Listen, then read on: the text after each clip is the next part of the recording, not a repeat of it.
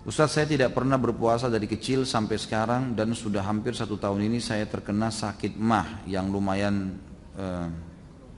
ya, kuat mungkin ya. Pertanyaan saya, bagaimana saya mengganti puasa yang selama ini saya tinggalkan? Dan kalau saya tidak mampu berpuasa, apa saya boleh membayar fidyah? Pertama sekali saya ajak Anda bertobat kepada Allah SWT, tobat nasuha. Dengan beristighfar kepada Allah, ya, menyesali perbuatan tersebut dan mohon kepada Allah Subhanahu wa taala agar dimudahkan. Bisa saja penyakit Anda justru karena Anda tidak puasa. Karena pernah terjadi kejadian yang sama di Saudi. Ada orang subhanallah kaya raya, setiap kali tiba Ramadan pasti dia berangkat ke Eropa sama anak istrinya agar tidak puasa, selalu dapat rukhsah terus, safar terus gitu. Mereka pulang pas sudah Idul Fitri di Saudi, selalu begitu. Subhanallah, kisah nyata, satu hari dia kena penyakit di perutnya dan setiap diperiksa sama dokter tidak pernah diketahui ini tidak terdeteksi penyakit apa nih. Semua dokter spesialis sudah didatangin di seluruh Eropa dengan biaya yang mahal, tidak pernah terbukti. Sampai dia temui ada satu dokter spesialis memang khusus penyakit perut itu di Jerman, dan orang ini beragama Katolik, sudah lama mau masuk Islam gitu kan. Orang ini lalu berkata, kamu dilihat semua resepnya, obatnya, dokter-dokter yang sudah didatangin ini semua luar biasa ini. Ini sudah dokter-dokter kelas internasional, spesialis semua, resep obatnya sudah obat-obat yang paling mahal gitu kan. Ternyata tidak, dia pun dokternya tidak deteksi penyakitnya. Lalu dia mengatakan, kamu tiba-tiba, kamu muslim memang ya. Kebetulan waktu itu bulan Sya'ban, sudah dekat Ramadan. Dia bilang, setahu saya orang Islam itu ada bulan puasa setahun sekali. Nanti sebentar lagi tiba. Coba kamu terapi puasa. Coba kamu puasa. Dia bilang gitu.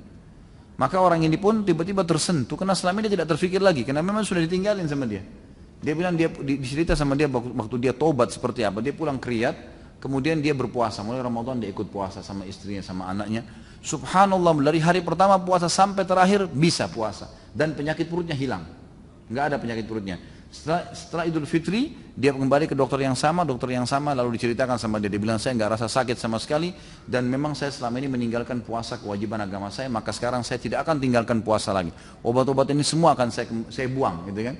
Dokternya pun mengeluarkan Quran terjemahan dari dalam bahasa Jerman dari Latin, dan dia katakan, saya sudah lama mau masuk Islam sebenarnya, tapi saya ingin bukti yang saya bisa lihat dengan mata kepala saya. Sekarang saya sudah lihat, maka syahadat dokter itu gara-gara kejadian tadi. Maka bisa saya teman-teman sekalian, ini karena penyakit Anda datang justru karena tidak puasa. Jadi kan melanggar hukum Allah sementara, karena Allah yang ciptakan Anda, penyakit Anda, dan juga yang memerintahkan puasa itu.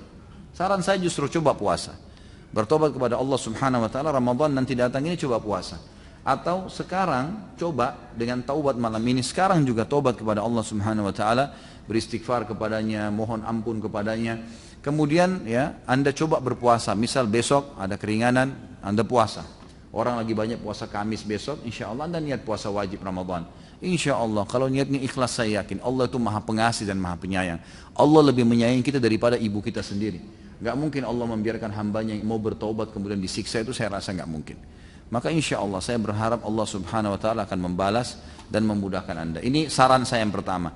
Kalau memang luar biasa, artinya memang sampai Anda puasa pun ternyata nggak bisa, nggak mampu, ya taubat kepada Allah dan bayar fidyah. Berapa jumlah hari yang Anda tidak puasa selama balik ya. Kalau dari kecil tidak dihitung kecuali balik. Misal Anda sekarang umur 25 tahun misalnya.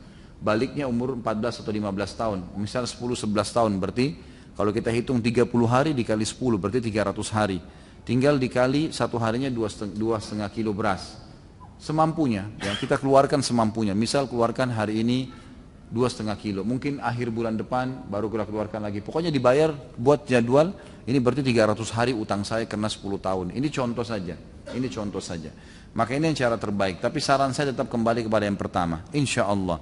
Allah itu maha penyayang dan maha pengasih. Dia akan mudahkan hambanya yang mau bertaubat.